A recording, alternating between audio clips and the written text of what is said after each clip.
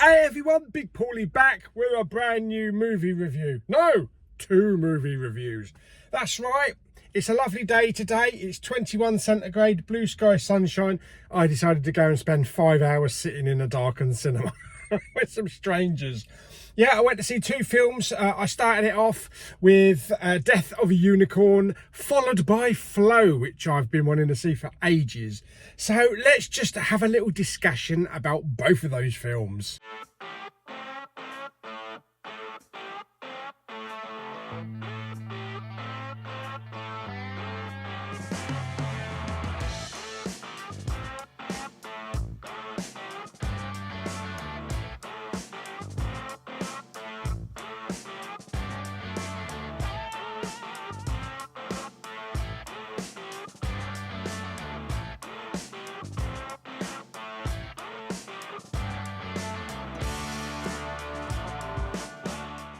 Okay, so Death of a Unicorn kind of explains the whole film, doesn't it?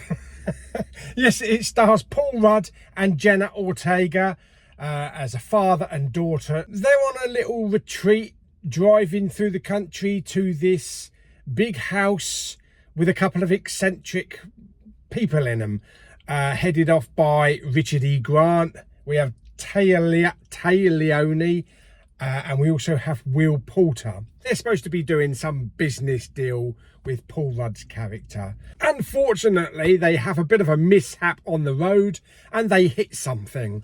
Yeah, it's a large horse-like mammal with something protruding out of its head.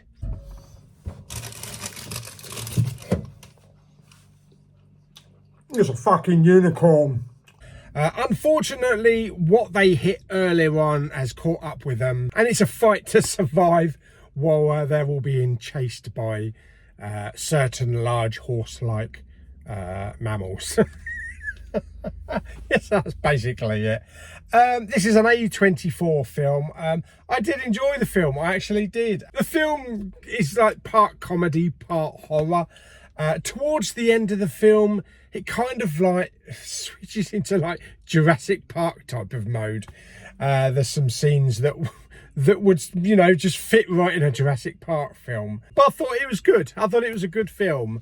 Nice little bit of comedy horror there. There is some gore in it as well.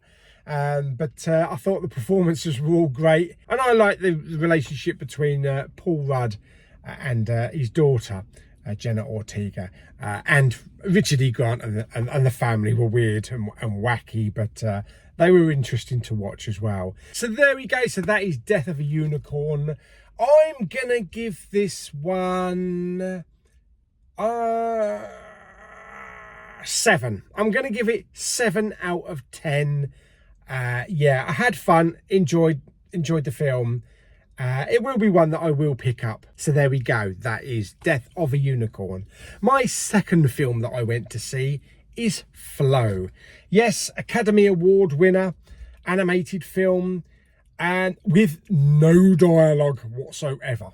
This is basically about animals. So this is about a little black cat that's just wandering around, not doing anything, you know, in the forests and at the edge of the waterways and things like that. And unfortunately, there's some massive ecological disaster. In other words, a bloody big tidal wave. And the poor cat gets washed away with a lot of other animals as well. And it's like that film, was it Fantastic Voyage or Fantastic Journey? The one with the cat and the dog where they go across America. It's kind of like that.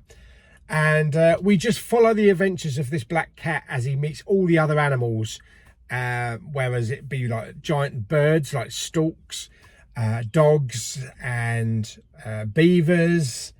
What am I forgetting? Am I forgetting another one? I'm probably forgetting another animal. Oh yeah, and a monkey, a ring-tailed monkey, I think it is. Yeah, and they take this little journey, and they're just navigating this flooded landscape and seeing where they end up. And they kind of work together. At the beginning, they're kind of like weary of each other, but as the film moves on, they kind of like help each other in certain ways. Now I don't know when this is set, when it's supposed to be set. There's no humans in it whatsoever, but there are kind of evidence of mankind, whereas being giant statues or big buildings, but it's not the kind of buildings that you expect, like, you know, a New York skyscraper or stuff like that. It's kind of like Mayan culture and old temples and things that are in ruins. But you can't get a time frame on when this is actually supposed to be set, so it could be after the extinction of mankind. The thing that made this film so great was the audio and the look of it. Let's talk about the audio. The audio was fantastic. No computer synthesized stuff like that.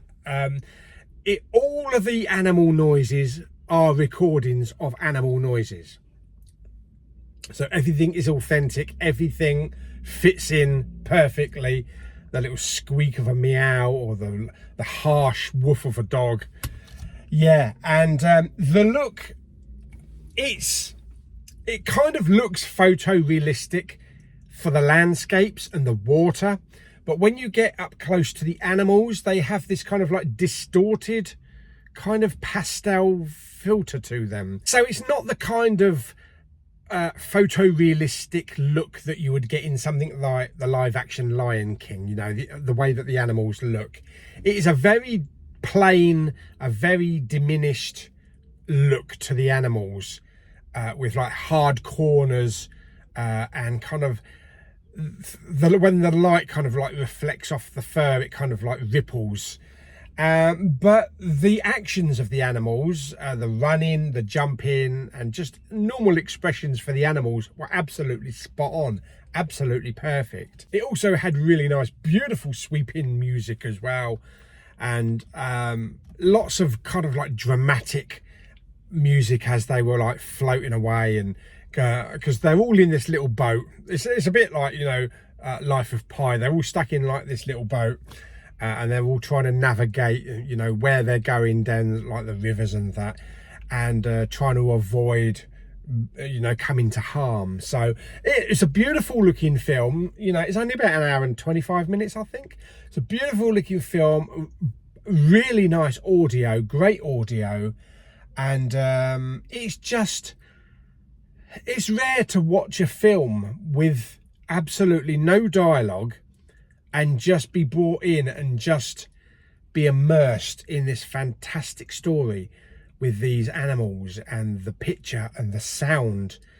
I mean, the animals are the main thing, but the audio and the visuals are just as important. And like I say, it's not this big, expensive, multi-million pound Hollywood studio that's actually done it. And I believe the director, I think, or the designers used a common piece of 3D software or to animate the animals, from what I understand. But yeah, it was an absolutely brilliant film. It's my film of the year at the moment. It's just one of those little rare films that just pass you by. And I'm glad that I got a chance to see it on the big screen, because my only other choice was to go and see it at my local Curzon cinema, and they wanted, you know, the ticket price was like 15 quid, but I managed to get it a lot cheaper because at the View here, so it was only half that price. There's only a few people in there. There was a couple of kids in there. It was a U certificate, so, you know, kids are going to go and see this for the animation. But Flow, absolutely brilliant. I'm going to give Flow, I'm going to give it 9.5 out of 10. Absolutely adored that film. Can't wait to pick it up on physical. So there we go. So that is 2 little reviews. That's 4.